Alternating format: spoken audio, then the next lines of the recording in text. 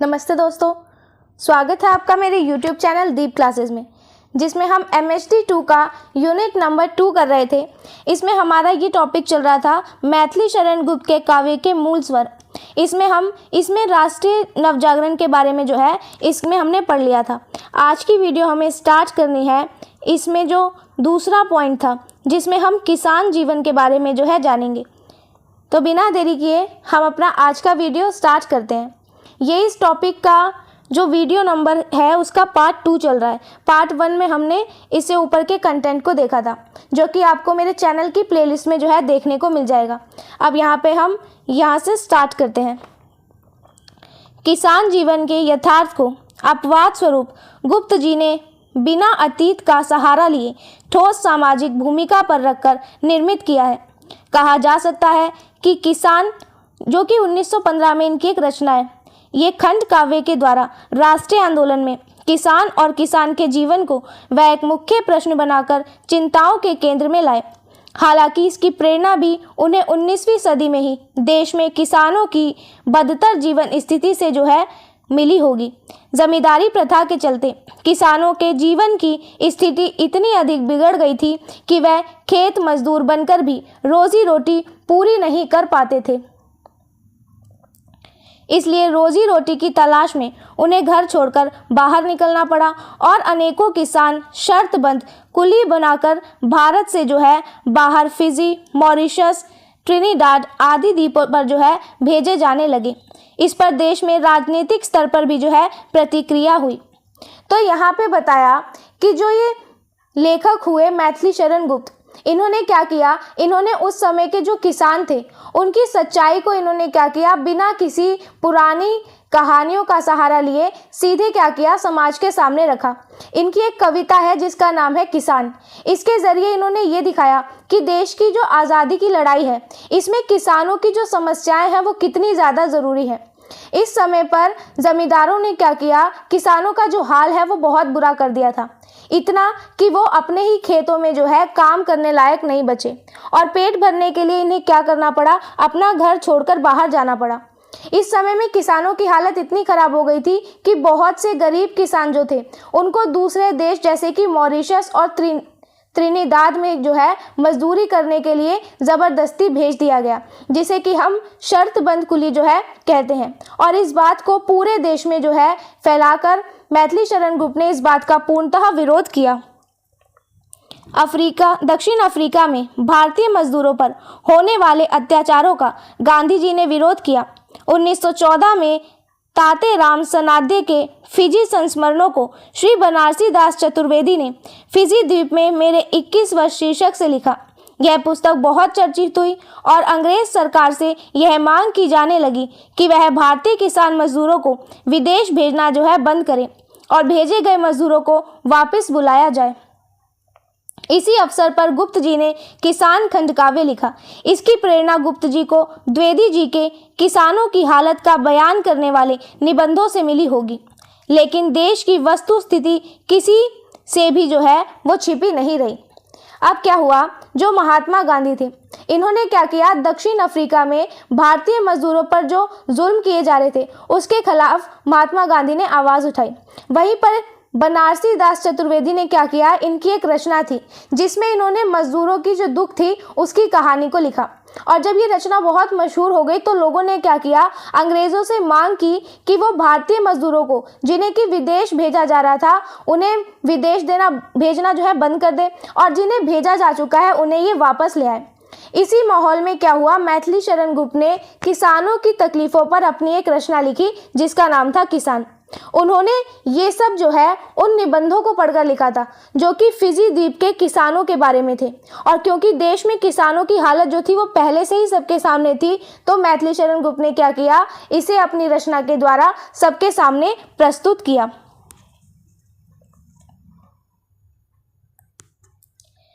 भारतीय जीवन की आधारभूत आर्थिक नींव खेती ही रही है।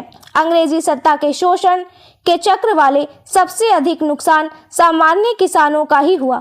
अंग्रेज मनसबदार, बड़े बड़े जमींदार, नवाब, रैयतदार, इन सब के शोषण का शिकार वह किसान ही बना जो अपनी मेहनत से जमीन जोतकर 2 जून की रोटी का इंतजाम करता था।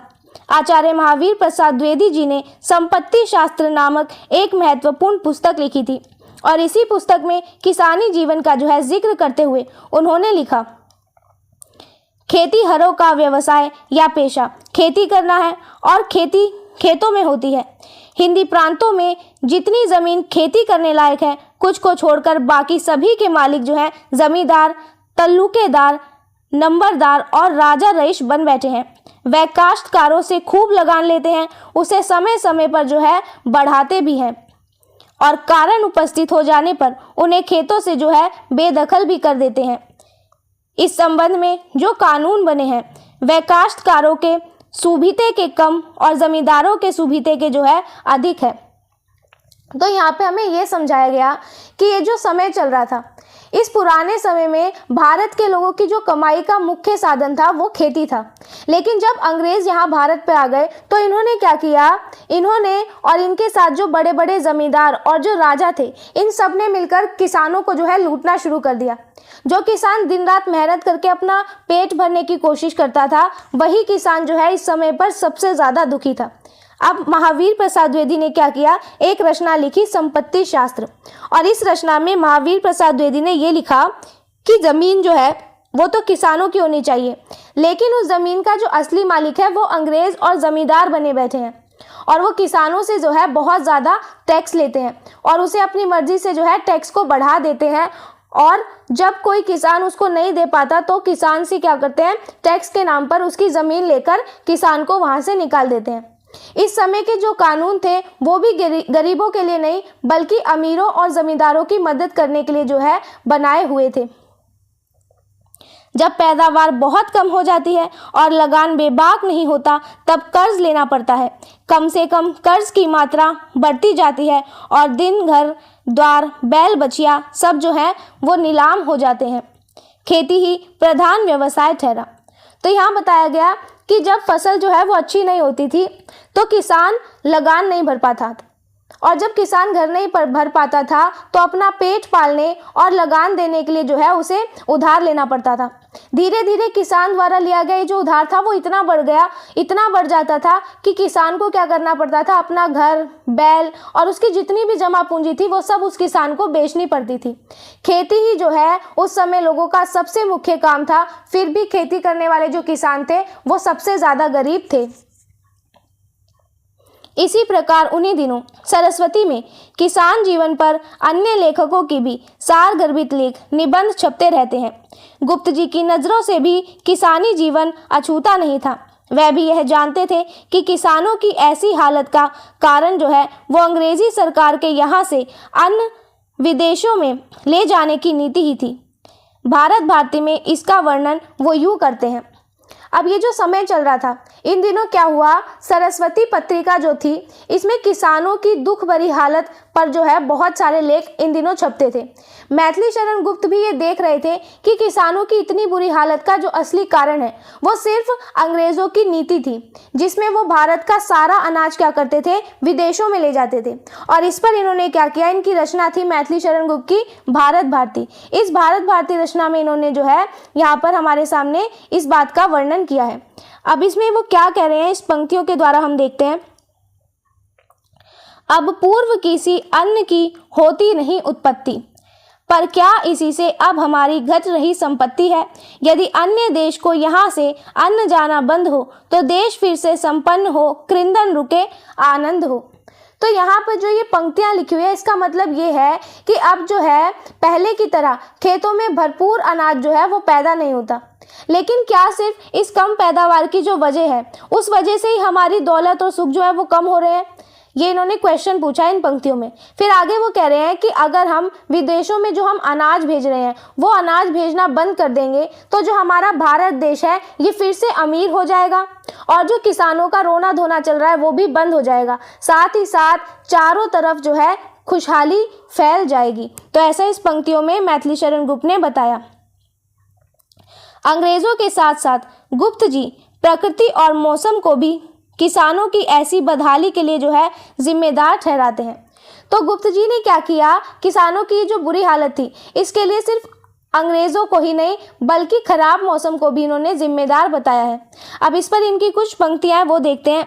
हेमंत में बहुधा घनों से पूर्ण रहता व्योम है, पावस निशाओं में हो तथा हंसता शरद का सोम है।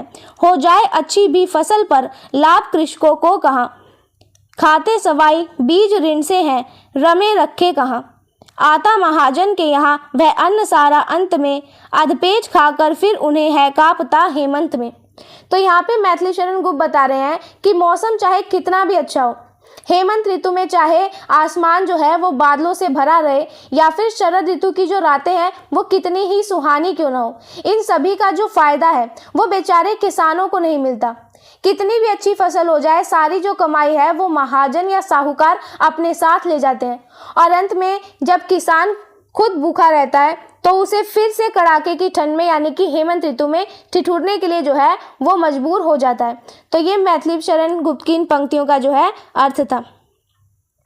आगे देखो, लेकिन भारतीय किसान विपरीत परिस्थितियों में भी कभी हार नहीं मानता और पूरी कर्मठता से जो है श्रम में लीन रहता है। इसका चित्रण करना भी जो है गुप्त जी नहीं भूले।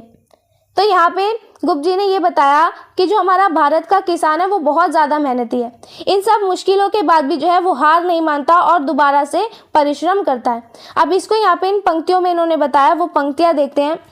बसा रहा है रवि अनल, भूतल तवासा जल रहा है, चल रहा सनसन पवन, तन से पसीना बह रहा। देखो कृषक शोषित सुखाकर हल तथापि चला रहे। तो इन पंक्तियों में मैथिली शरण गुप्त ये कह रहे हैं कि जो सूरज है वो चाहे कितनी ही आग बरसा रहा हो, जमीन के जो तवे हैं वो चाहे कितनी ही बुरी तरह जल रहे हो या फिर जो गर्म लू है उसकी थपेड़े चल रही हो, किसान को चाहे कितना भी पसीना आ रहा हो, उसके अंदर से पूरी तरह वो चाहे थका और परेशान ही क्यों ना हो, इन सब स्थितियों में भी वो क्या करता है, वो किसान अपने हल को चलाता है और अपने काम में जो है लगातार लगा रहता है। किस लोभ में इस अर्ची में वह निज शरीर जला रहे, मध्यातन है उनकी स्त्रियां ले रोटियां पहुंची वहीं, है रोटियां रूखी खबर है शाक की उनको नहीं, संतोष से खाकर उन्हें वह काम में फिर लग गई, भरपेट भोजन पा गए तो भाग्य मानो जग गए। तो आगे यहाँ पे मैथिली शरण गुप्त पहले तो यहाँ पे सवाल पूछ रहे हैं कि इतनी धूप और इतनी गर्मी में वो अपना शरीर जो है उसे जला क्यों रहे हैं। दोपहर का समय होता है और उनकी जो पत्नियां हैं किसानों की, वो उनके लिए रोटियां लेकर जो है खेत में आती है। फिर वो रोटियां बहुत ही रूखी और सूखी होती हैं, उनके साथ कोई भी सब्जी या कुछ और उन्हें नहीं मिलता, इसका पता भी उन्हें नहीं चलता। वो क्या करते हैं, किसान उसी रूखी रोटी को संतोष के साथ खा लेते हैं और फिर से वापस अपने काम में लग जाते हैं। उनकी स्थिति ऐसी है कि अगर उन्हें एक बार भरपेट खाना मिल जाए तो उन्हें लगता है जैसे कि उनकी किस्मत ही जो है बदल गई हो। आगे देखो, भारत भारती में, तो ये भारत भारती जो है मैथिली शरण गुप्त की रचना है। इसके अलावा भारत भारती के अलावा किसानों के जीवन पर केंद्रित किसान खंड काव्य गुप्त जी की ऐसी रचना है जो इतिहास पुराण का सहारा जो है नहीं लेती, बल्कि सीधे सीधे किसानों के सामाजिक यथार्थ को हूबहू हमारे सामने जो है प्रस्तुत करती है। इसमें विस्तार से गुप्त जी ने किसान जीवन की दुर्दशा को संवेदनात्मक रूप से जो है अभिव्यक्त किया है। इस खंड काव्य को कवि ने 8 सर्गों में बांटा है, जिसमें आत्मचरितात्मक रूप में किसान जीवन की कथा प्रार्थना से शुरू होकर बाल्य और विवाह, गृहस्थ, स्वस्वांत, देश त्याग, फिजी, प्रत्यावर्तन और अंत शीर्षकों में जो है पूरी होती है। प्रार्थना सर्ग में प्रथम विश्व युद्ध की पृष्ठभूमि में भारतीय किसान की दुर्दशा का चित्रण है। तो इस दुर्दशा का चित्रण जो है वो हम इस पंक्तियों में देखेंगे। पहले इसको समझते हैं। यहाँ पे बताया कि मैथिली शरण गुप्त ने जो है भारत भारती के अलावा एक और रचना लिखी थी जिसका नाम था किसान। और ये रचना जो है, इसकी रचना करते समय इन्होंने किसी भी पुरानी कहानी या राजा महाराजाओं का इसमें कोई जिक्र नहीं किया, बल्कि उस समय जो किसानों की सच में हमें स्थिति देखने को मिलती है उस स्थिति के बारे में यहाँ पे बताया। इसमें मैथिली शरण गुप्त ने किसानों की गरीबी और उनकी मुश्किलों को जो है बहुत भावुक तरीके से दिखाया है। इस पूरी रचना में कवि ने जो है 8 हिस्सों में इसको बांटा और इस 8 हिस्सों के इसमें कवि ने नाम दिए, जिसमें गृहस्थ, सर्वस्थान, देश त्याग, फिजी, प्रत्यावर्तन और अंत, ऐसे इसके नाम रखे गए हर एक हिस्से के। फिर इसमें प्रार्थना वाला जो हिस्सा था वो उस समय का है जब पहला विश्व युद्ध जो है चल रहा था, और उस दौरान हमारे जो भारतीय किसान थे उसकी क्या हालत हो रही थी, इसके बारे में गुप्त जी ने प्रार्थना वाले हिस्से में बताया, जो कि किसान रचना का एक हिस्सा है। अब यहाँ कुछ पंक्तियां दे रखी है, इसे समझते हैं कि इसमें ये क्या कह रहे हैं। कृषि ही थी तो विभो, बैल ही हमको करते। तो यहाँ पे मैथिली शरण गुप्त कह रहे हैं कि जो किसान है वो विभो यानी कि भगवान से कहता है कि हे भगवान, खेती ही जो है वो हमारा सब कुछ है, और हमारे बैल ही हैं जो हमारे साथ जो है मिलकर काम करते हैं, करके दिन भर काम, शाम को चरा चरते। और ये जो बैल हैं ये क्या करते हैं, ये दिन भर हमारे साथ खेतों में मेहनत करते हैं, और उसके बाद जब शाम होती है तो शाम को क्या करते हैं, ये अपना चारा खाते हैं। कुत्ते भी हैं किसी भांति दुग्धोधर भरते। और आगे किसान कह रहा है कि बड़ी मुश्किल से हम क्या करते हैं, अपने और इनका जो है पेट भरते हैं, करके अन्नोत्पन्न हम ही है भूखों मरते। और हम क्या करते हैं, इतनी मेहनत करने के बाद भी जो है हम एक तो अनाज पैदा करते हैं, लेकिन फिर भी हमारे अनाज पैदा करने के बाद भी क्या होता है, हम खुद ही जो है भूखे मरते हैं। अब ऐसे इनकी और भी पंक्तियां हैं, उसे देखते हैं। प्रभुवर हम क्या कहें कि कैसे दिन भरते हैं। तो यहाँ पे जो किसान है ये भगवान से कह रहा है कि हे भगवान, मैं जो हूँ मैं आपको क्या बताऊँ कि हम जो है अपनी ज़िंदगी को कैसे काट रहे हैं। अपराधी की भांति सदा सबसे डरते हैं। हम जो किसान हैं हम ऐसे डर डर कर जीते हैं जैसे कि हमने कोई बहुत बड़ा जो है गुनाह कर दिया हो। याद यहाँ पर हमें नहीं, यम भी करते हैं।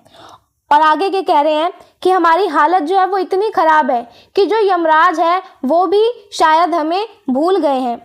फिजी आदि में अंत समय जाकर मरते हैं। तो अपनी गरीबी के कारण जो है हमें यानी हम किसानों को हमें अपना देश छोड़कर फिजी जैसे दूर देशों में मजदूरी के लिए जाना पड़ता है, और फिर क्या होता है, वहीं उस दूसरे देश में जो है हम मर जाते हैं। तो ये वो पंक्तियाँ थी जो मैथिली शरण गुप्त ने अपनी किसान रचना में लिखी थी। आगे देखते हैं। 1850 के लगभग फिजी, ट्रिनिडाड और मॉरिशस आदि द्वीपों पर खेती में काम करने के लिए अंग्रेज भारतीय मजदूर किसानों को ले जाने लगे थे। कुछ रास्ते में ही मर जाते थे। वहाँ पर भी उन्हें दयनीय जीवन जो है बिताना पड़ता था। वापस आना संभव नहीं था। कई मजदूर किसानों की मेहनत के बल पर ये द्वीप आज जो है फल फूल रहे हैं, और इन्हीं की संतानें जो है आज वहाँ रह भी रही है। तो यहाँ पे 1850 के समय का बताया गया है कि जो 1850 का समय था लगभग इसके आसपास अंग्रेज क्या करते थे, हमारे भारत के जो किसान हैं उनको खेतों में काम करने के लिए भारत से दूर फिजी, त्रिनिदाद और मॉरिशस जैसे जो है देशों में ले जाते थे। ये जो सफ़र था ये इतना लंबा था और इतना कठिन था कि कई किसान तो ऐसे भी थे जो रास्ते में जो है अपना दम तोड़ देते थे, और जो बचे कुचे किसान वहाँ पर पहुँच जाते थे उनका जीवन जो है वो बहुत दुखी और गरीबी भरा होता था। उनके लिए अपने वतन वापस लौटना जो है वो बहुत ही नामुमकिन था। आज ये जो देश है ये इतने सुंदर और इतने विकसित दिखाई देते हैं, वो इन्हीं भारतीय किसानों की मेहनत का एक नतीजा है। और ये भी है कि उन मजदूरों के जो बच्चे थे वो उनका परिवार आज भी जो है उन्हीं देशों में रह रहा है। इसी प्रकार बाल्य और विवाह में किसान के कैशोर्य जीवन का चित्रण है। सर्वस्वांत में किसान के हृदय की चित्कार सुनाई पड़ती है। फिजी में किसानों द्वारा देश छोड़ अनजाने द्वीपों पर पापी पेट की खातिर जाने की व्यवस्था का मार्मिक वर्णन है। कुल मिलाकर किसान कृति भारतीय किसान के वास्तविक जीवन की पीड़ा को एक महत्वपूर्ण प्रश्न बनाकर जो है सामने रखती है। तो गुप्त जी ने क्या किया, इन्होंने अपनी रचना में और क्या दिखाया, इन्होंने बाल्य और जीवन नाम के जो है 2 हिस्से लिखे थे, जिसमें इन्होंने बच्चों और उनके बचपन की शादियों के बारे में बताया। फिर सर्वस्थान नाम का जो इनका एक हिस्सा था इस पुस्तक का, उन्होंने इसमें यह दिखाया कि जो किसान है वो अंदर से कितना दुखी है और उसकी तकलीफ़ें कैसी कैसी हैं। इन्होंने मैथिली शरण गुप्त ने इसमें यह भी दिखाया कि कैसे गरीब किसान जो है वो सिर्फ अपना पेट भरने के लिए अपना देश और अपने लोग छोड़कर अनजान जगहों पर जाने को भी जो है मजबूर हो जाता है। कुल मिलाकर ये था कि जो इनकी रचनाएं किसान, ये भारतीय जीवन की असली दर्द भरी कहानी को जो है हमारे सामने एक मुद्दा बनाकर पेश करती है। संक्षेप में कहना चाहे तो कह सकते हैं कि राष्ट्रीय आंदोलन में नवजागरण के जो भी प्रश्न उठते रहे, देशभक्ति का प्रश्न, सभी भाषा भाषी संप्रदाय जाति संस्कृतियों में एकता का प्रश्न, स्त्री शिक्षा, पुरुषों के साथ स्त्री समानता का प्रश्न आदि सभी प्रश्नों को गुप्त जी ने अपनी रचना का जो है विषय बनाया और काफी उग्र एवं आक्रामक ढंग से सामाजिक बुराइयों को उजागर करते हुए उसमें सुधार की इच्छा व्यक्त की। सरल, सहज, गद्यमयी, एक अर्थीय भाषा में लिखने के कारण उनकी रचनाएं लोकप्रिय भी खूब हुई। राष्ट्रीय महत्व के प्रश्नों को अपनी रचना में उठाने के कारण गांधी जी ने उन्हें जो है राष्ट्रीय कवि की उपाधि दी।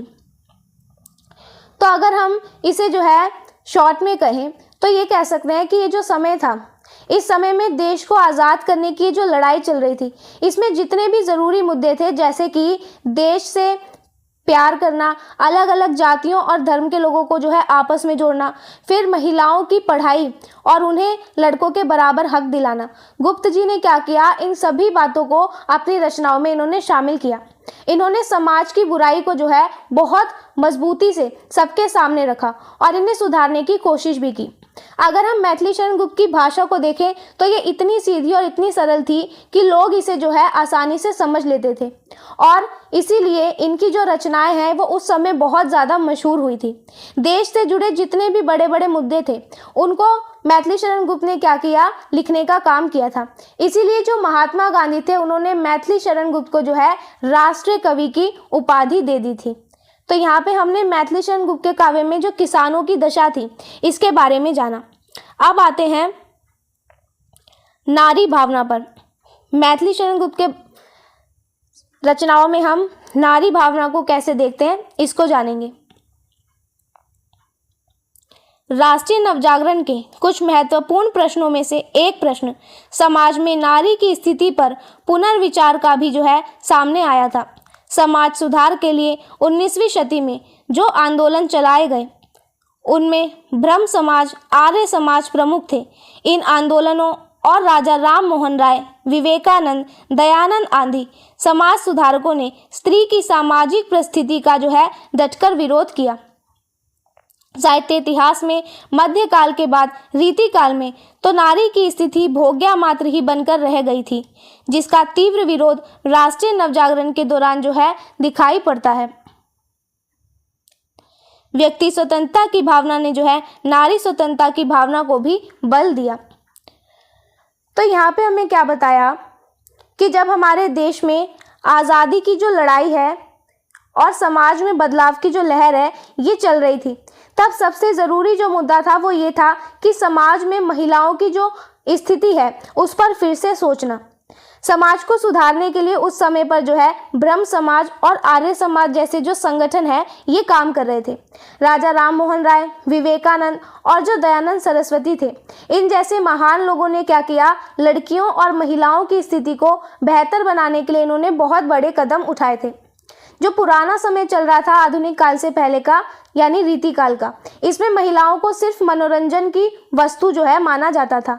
लेकिन उस समय के जो समाज सुधारक थे, इसके द्विवेदी युग के जो समाज सुधारक थे, इन्होंने क्या किया, इस बात का पूर्णतः विरोध किया और इन्होंने महिलाओं की आज़ादी के लिए जो है अपनी आवाज़ उठाई थी। राष्ट्रीय आंदोलन में नारी भी पुरुष के समकक्ष बढ़ चढ़कर हिस्सा ले सकती है, इस भावना को बल दिया। नारी के बारे में बदले हुए इस विचार का मैथिली शरण गुप्त पर भी जो है प्रभाव पड़ा। साकेत, यशोधरा, जैनी हिडिंबा जैसे उनके काव्य ग्रंथ इनकी नारी भावना को जो है विस्तार से व्याख्यायित करते हैं। तो उस समय जो है ये सोच भी बदल रही थी कि जो महिलाएं हैं वो भी आज़ादी की लड़ाई में पुरुषों के साथ कंधा से कंधा मिलाकर चल सकती हैं और बराबर का हिस्सा जो है महिलाएं ले सकती है। इस बदलती हुई ये जो सोच थी इसका असर हमें मैथिली शरण गुप्त पर भी दिखता है। मैथिली शरण गुप्त ने क्या किया, इनकी कुछ प्रसिद्ध रचनाएं थी जैसे कि साकेत, यशोधरा और जयद्रथ वध। इसके जरिए इन्होंने क्या किया, महिलाओं को सम्मान देने का काम किया। इसमें इन्होंने दिखाया कि जो महिलाएं हैं वो कितनी सम्मान के लायक हैं।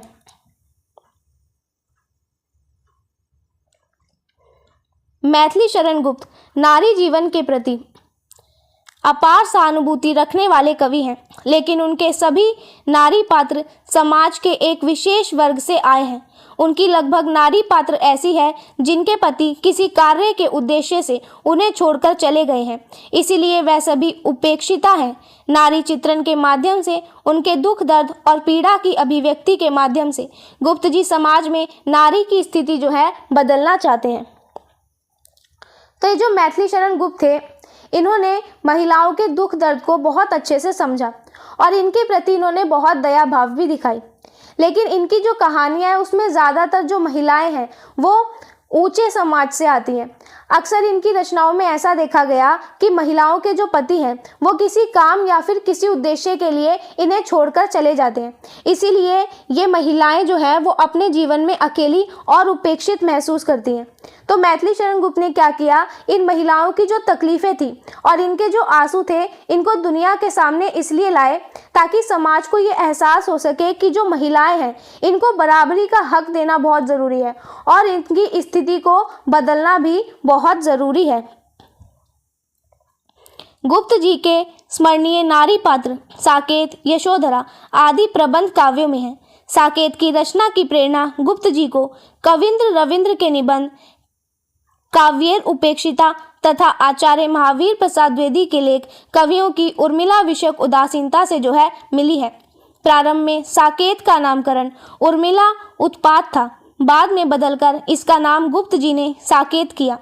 साकेत पूरा करने में कवि को जो है 16 वर्ष लगे। तो मैथिली शरण गुप्त ने क्या किया, साकेत और यशोधरा जैसी रचनाएं लिखी थी जिनमें उनके याद योग्य जो है योग्य नारी पात्र हैं। साकेत लिखने का जो मैथिली शरण गुप्त को ख्याल आया वो इन्हें रविंद्रनाथ टैगोर ने एक लेख लिखा था और आचार्य महावीर प्रसाद द्विवेदी ने भी एक लेख लिखा जिसका नाम था कवियों की उर्मिला विषयक उदासीनता। तो इसको देखकर जो है इनके मन में साकेत लिखने का ख्याल आया।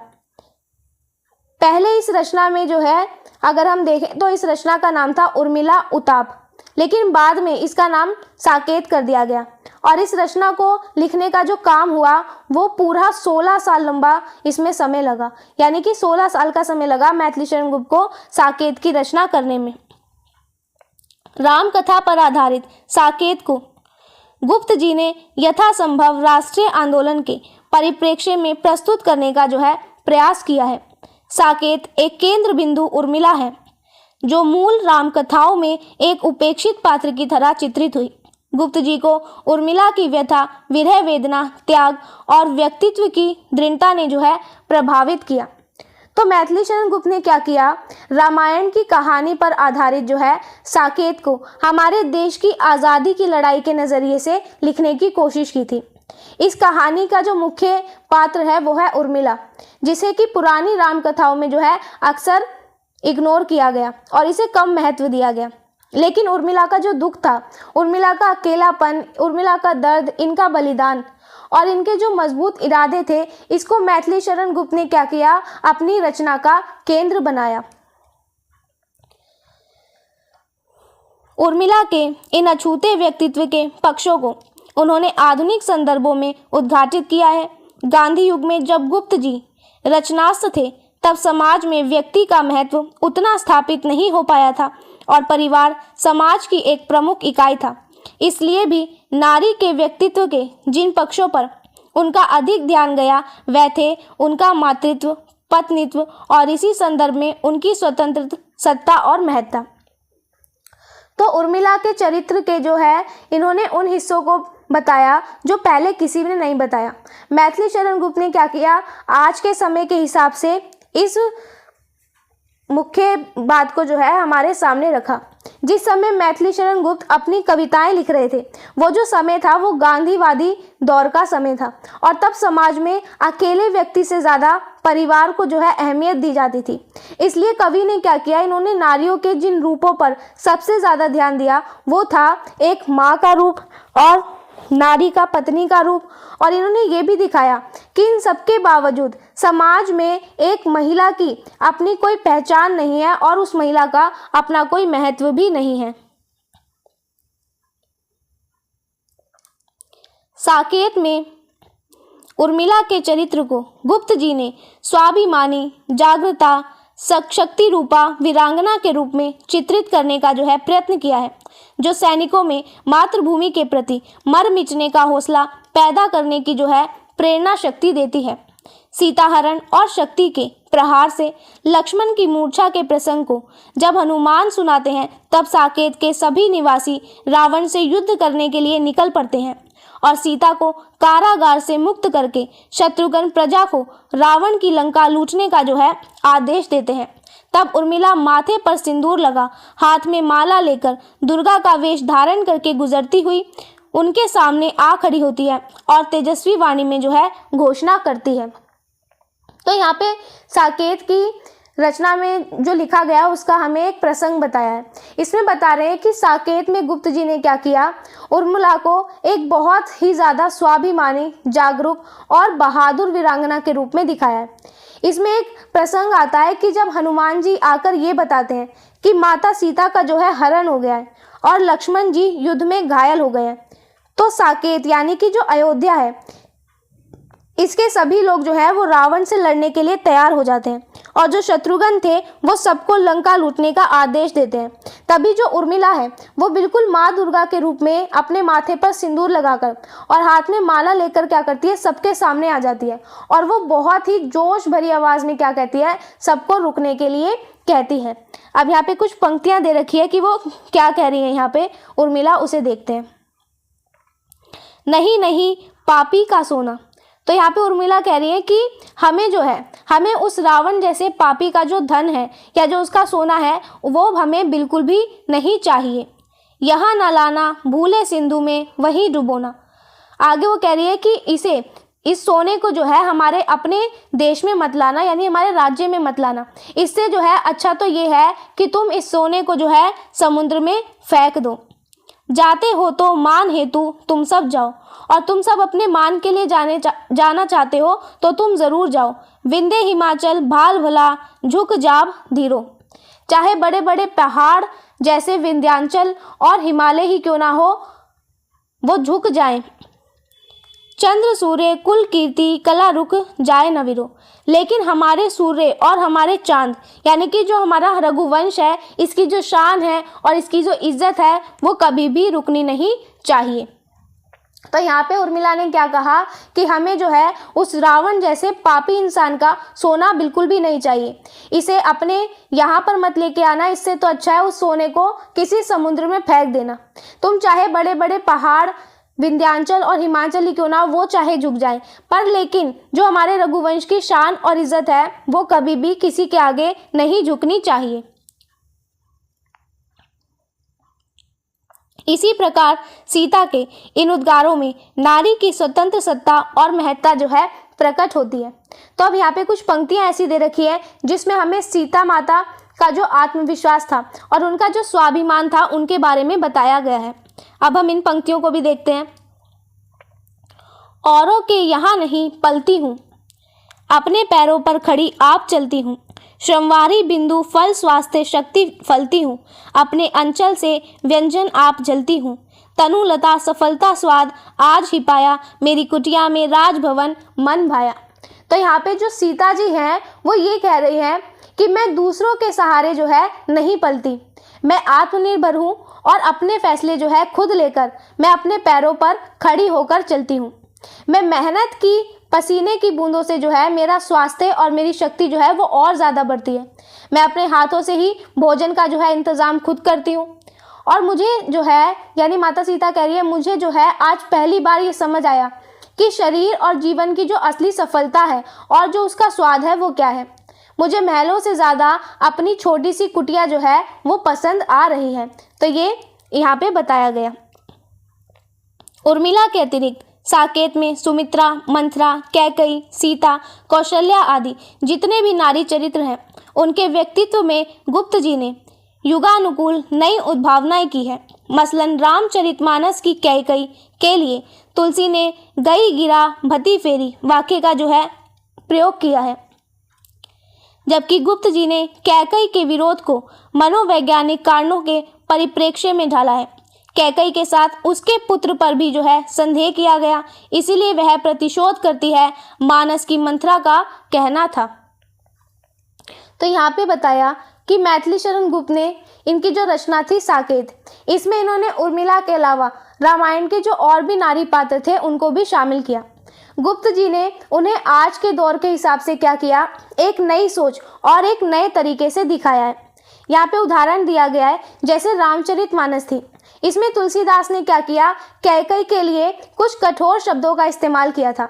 लेकिन जब मैथिली शरण गुप्त ने ये रचना की साकेत की, तो इसमें इन्होंने कैकई के व्यवहार को समझने के लिए क्या किया, उसके पीछे की मानसिक स्थिति को यहाँ पे आधार बनाया।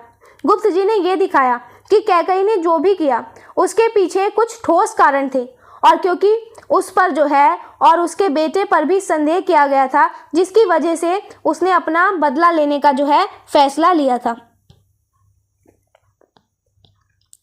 अब यहाँ पे पंक्ति दे रखी है, वो देखो, को निप हो हम ही कहानी, चेरी छाड़ अब होब की रानी। तो इस पंक्ति में मंथरा जो है वो कैकई से कह रही है कि कोई भी राजा बने उससे हमें क्या नुकसान या क्या फ़ायदा, क्या मैं दासी से जो है रानी बन जाऊंगी। तो ये मंथरा की पंक्ति है जो मंथरा ने कैकई से कही, जबकि साकेत की मंथरा कहती है। तो ये जो पंक्ति है ये तुलसीदास की रचना रामचरितमानस से ली गई है, पर इसकी जगह अगर हम साकेत में मंथरा की बात को देखें तो वो यहाँ पे क्या कह रही है उसे देखते हैं। दंड दे कुछ भी आप समर्थ, कहा क्या मैंने अपने अर्थ, समझ में आया जो कुछ मर्म, उसे कहना था मेरा धर्म। तो यहाँ पर साकेत में जो मंथरा है वो कैकई से कह रही है कि आप जो है रानी हैं और मुझे सज़ा देने में पूरी तरह से समर्थ है। मैंने जो भी कहा क्या मैंने अपने किसी फ़ायदे के लिए कहा, तो ये मंथरा ने बताया, मंथरा ने कैकई से कहा। फिर आगे वो कह रही है कि मुझे जो भी सच्चाई समझ में आई उसे जो है आपको बता देना मेरा फ़र्ज़ था और मैंने वही जो है किया। तो ये साकेत का एक उदाहरण था। गुप्त जी ने कैकई द्वारा पश्चाताप के बोल भी भुलवाकर मानो उसके पापों को जो है धो डाला है। अब साकेत में गुप्त जी ने क्या किया, इसमें इन्होंने ये दिखाया कि कैकई ने जो है अपनी गलती का पछतावा किया और इस वजह से अपने पाप को कैकई ने कम किया। तो इसकी कुछ पंक्तियां हैं उसे देखते हैं। कैकई क्या कह रही है, थूके मुझ पर त्रैलोक के भले ही थूके, जो कोई कह सके कहे क्यों चूके, युग युग तक चलती रहे कठोर कहानी, रघुकुल में भी थी एक अभागिन रानी। तो यहाँ पे कैकई कह रही है कि तीनों लोग भले ही जो है मुझ पर थूके, जिसे जो कहना है वो कह ले, कोई पीछे क्यों रहे। तो मुझे जो भी कोई कहना चाहता है वो कह सकता है, चाहे सालों तक जो है मेरे बारे में बुरी कहानियां चलती रहे कि रघुकुल जैसे महान कुल में भी जो है एक बदकिस्मती जो है रानी रहती थी। तो ये पंक्तियां कैकई कह रही है पछतावे में, जो कि मैथिली शरण गुप्त ने अपनी रचना में लिखी है। आगे देखो, साकेत में यदि केंद्रीय चरित्र उर्मिला और उसकी विरह वेदना का चित्रण हुआ है, तो यशोधरा में गुप्त जी ने गौतम बुद्ध, राहुल तथा यशोधरा की कथा को आधार बनाकर यशोधरा को जो है जीवित किया है। यशोधरा पर तत्कालीन नारी जागरण का प्रभाव और भी ज़्यादा मुखर रूप से जो है दिखाई पड़ता है। राष्ट्रीय आंदोलन में हजारों स्त्री पुरुष घर बार का मोह छोड़कर जो है कूद पड़ते थे। व्यक्तिगत सुख दुख को उन्होंने भुला दिया था। इसी प्रकार सत्य की खोज में गौतम बुद्ध अपनी पत्नी बच्चे को रात में सोते छोड़कर अचानक जो है एक दिन घर से निकल गए थे। ऐसी स्थिति में गुप्त जी की यशोधरा पर इसका जो असर हुआ उसे वो इस प्रकार से जो है व्यक्त करते हैं। तो जैसे साकेत में मैथिली शरण गुप्त ने क्या किया, उर्मिला के दर्द और उसके अकेलेपन को दिखाया था, ठीक वैसे ही इनकी एक रचना हुई जिसका नाम था यशोधरा।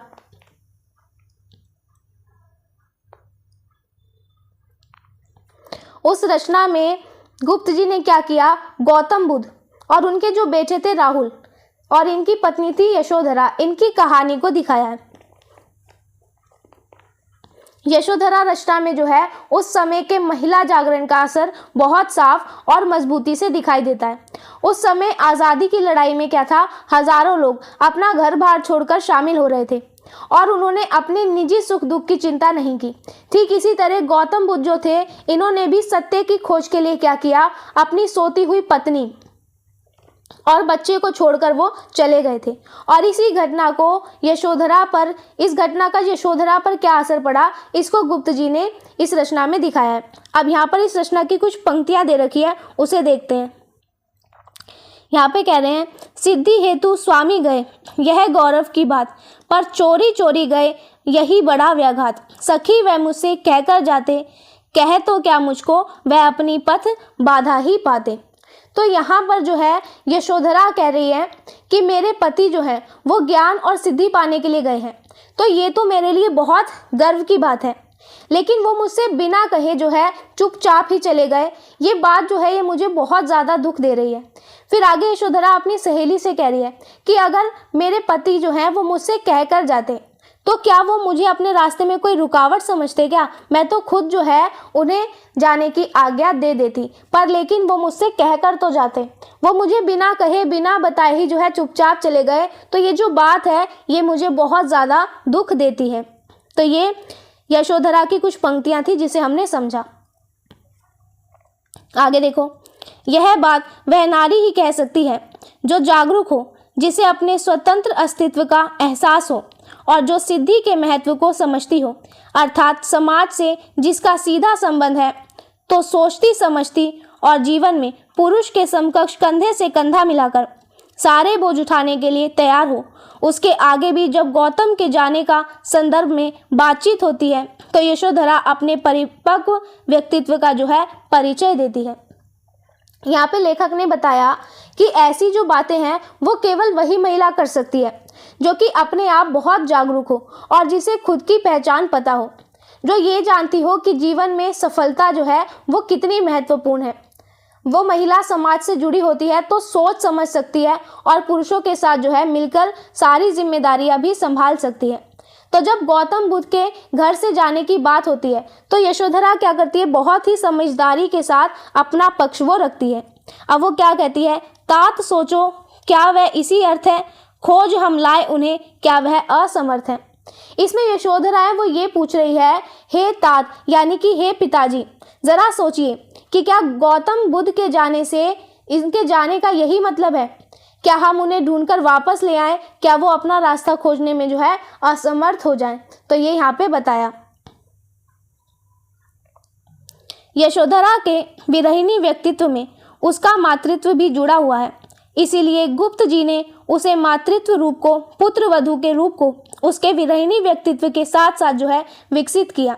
यशोधरा, उर्मिला, सीता आदि जितने भी गुप्त जी के नारी पात्र हैं वह विरही होकर भी जो है मध्यकालीन विरहिणियों की तरह दीन दुनिया भूलकर जार जार आंसू नहीं बहाते, बल्कि विरह का दुख उन्हें द्रवित करके जगत के दुखों के प्रति जो है संवेदनशील बनाता है और वह कर्मठ बनकर जनता के साथ तादात्म्य स्थापित करने की कोशिश करते हैं।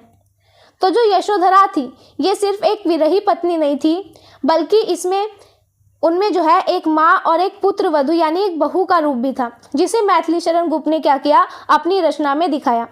तो मैथिली शरण गुप्त के जितने भी नारी पात्र थे वो पुराने समय की उन महिलाओं जैसे नहीं हैं जो कि सिर्फ दुख में रहती हो, बल्कि वो इतने कर्मठ हैं, यानी इतने काम करने वाली महिलाएं हैं और जनता के दुख को समझकर उनके साथ जो है ये महिलाएं खड़े होने की पूरी कोशिश करती हैं।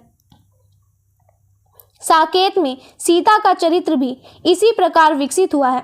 हालांकि गुप्त जी की सीता तुलसीदास की सीता से प्रेरित और प्रभावित है, किंतु गांधी युग में रचित होने के कारण वह स्वदेशी आंदोलन के वातावरण में जो है रंगी हुई है। इसीलिए तुलसी की सीता जहां सामंती माहौल की ऐसी नारी के घेरे में मानवी का अनुभव करती है, वहां गुप्त जी की सीता स्वतंत्रता आंदोलन में नारी की आदर्श मूर्ति जो है बनने लगती है। स्वतंत्रता आंदोलन में नारी की आदर्श मूर्ति वह है जहां वह पत्नी, प्रेमिका, माँ, बहन के रूपों के साथ साथ श्रमशील, आर्थिक रूप में स्वतंत्र व्यक्तित्व की स्वामिनी है। इसलिए गुप्त जी की सीता का कहना है। तो ये जो साकेत है, इसमें सीता जी का चरित्र एक ऐसा बदलता है।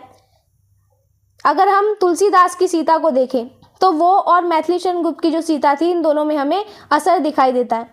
तुलसीदास जी की जो सीता थी वो सादगी की मूर्त थी, लेकिन गुप्त जी की सीता जो है वो एक माँ, बहन और प्रेमिका के साथ साथ जो है बहुत मेहनती है और आर्थिक रूप से आज़ाद भी है। इसलिए वो यहाँ पे क्या कह रही है, औरों के हाथों यहाँ नहीं पलती हूँ, अपने पैरों पर खड़ी आप चलती हूँ।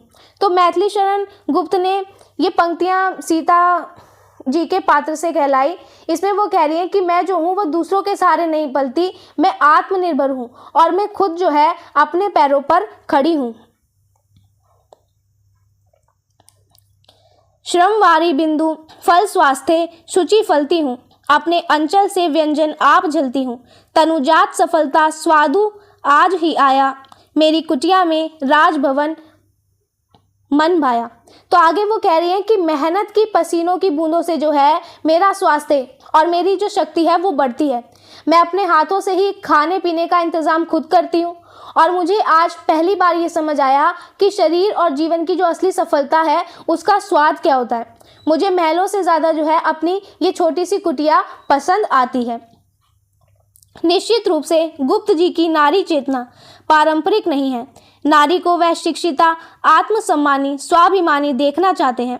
राष्ट्रीय आंदोलन में उसकी सक्रिय भूमिका के पक्षधर हैं, किंतु यह सब परिवर्तन गृहिणी के रूप में उसकी पारिवारिक भूमिका को हटकर वह नहीं चाहते। यहाँ पर भी गुप्त जी अतीत मूलक सुधारवादी दृष्टि सक्रिय दिखाई पड़ती है। तो मैथिली शरण गुप्त की जो सोच है वो महिलाओं को लेकर पुरानी नहीं थी। ये चाहते थे कि जो महिलाएं हैं वो पढ़ी लिखी, आत्मसम्मान वाली और स्वाभिमानी बने। राष्ट्रीय आंदोलन के कारण महिलाएं जो है वो अब घर से बाहर निकलकर सक्रिय भूमिका निभा रही थी, लेकिन मैथिली शरण गुप्त ये चाहते थे कि इस बदलाव के चक्कर में वो अपनी घर की जिम्मेदारियां जो है वो भूल जाएं और इनकी सोच में हमें पुराने संस्कारों और नई प्रगति का जो है एक सुंदर सा तालमेल दिखाई देता है। तो इस तरह हमारा ये टॉपिक यहीं खत्म हुआ, जिसमें हमने मैथिली शरण गुप्त के काव्य में नारी भावना और किसानों की जो स्थिति थी उसके बारे में जाना। अब हम नेक्स्ट वीडियो में नेक्स्ट टॉपिक देखेंगे, जिसमें हम हिंदी काव्य जगत में गुप्त जी के योगदान के बारे में जानेंगे। तब तक के लिए वीडियो पसंद आया हो तो वीडियो को लाइक एंड शेयर ज़रूर करें। चैनल को सब्सक्राइब करना ना भूलें। Thank you.